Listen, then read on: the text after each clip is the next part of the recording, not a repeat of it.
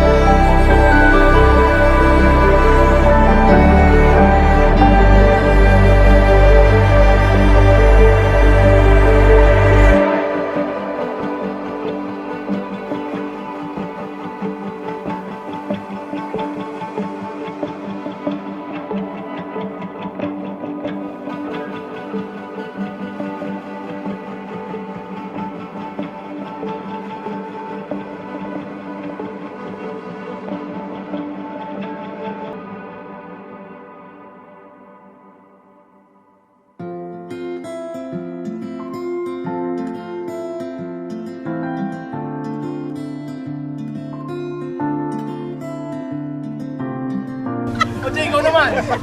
Ikaw!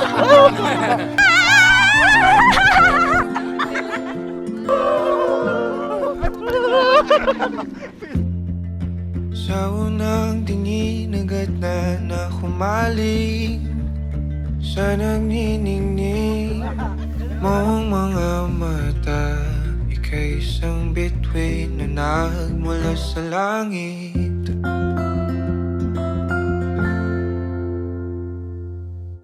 Makulit. Tsaka sobrang friendly niya. Gusto ko sa lalaki masungit eh. So, ganun talaga. Kabaliktaran minsan yung napupunta sa'yo. Andrea? Hey,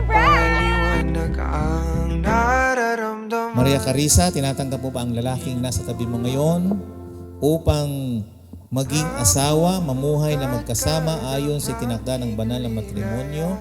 Siya ba ay iibigin, aliwin, igagalang at ingatan sa sakit at sa kalusugan at tanging sa kanya lamang pipisan habang kayong dalawa nabubuhay?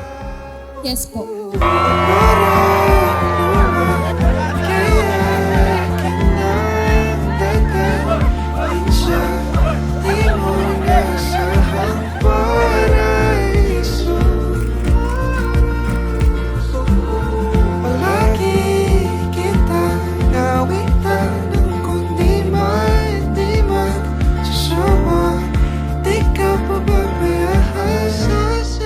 Pogi, gentleman, napakabait na tao.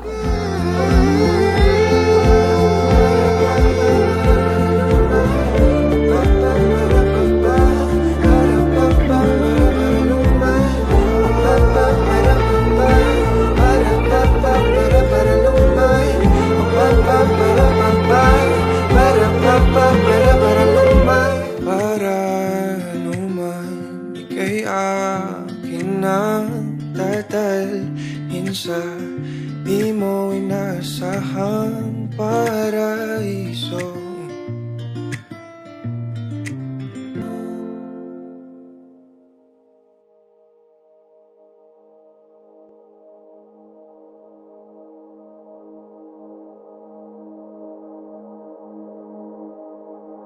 But along the journey of your marriage, if the foundation of your marriage is our Almighty God, ay kayang-kaya ninyong harapin ang lahat ng mga pagsubok, mga problema na inyong may encounter sa inyong pamumuhay bilang kayo ay mag-asawa.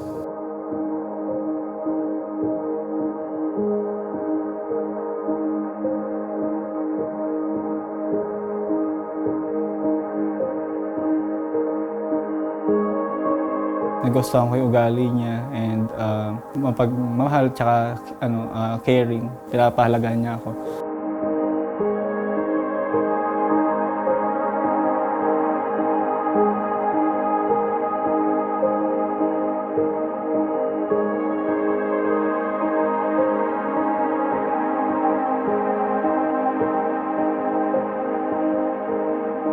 Katulad ng awitin ni Sharon Cuneta, pumuti man ang buhok ninyo, kumulubot man ang inyong balat, kayo ay nagmamahalan pa rin.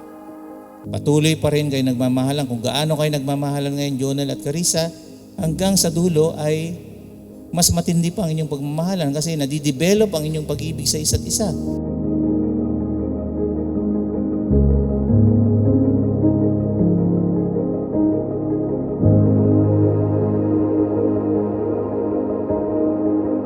Love is satisfaction.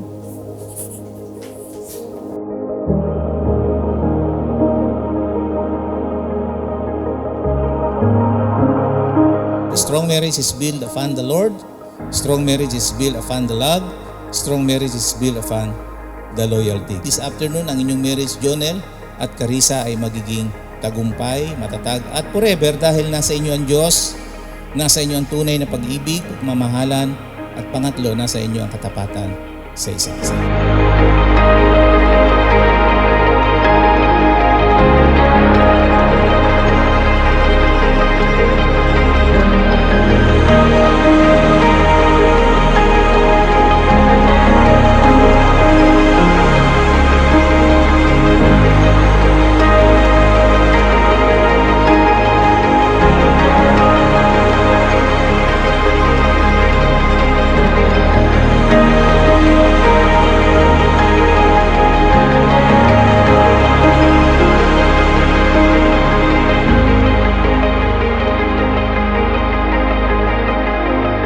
Jonel, this is your moment.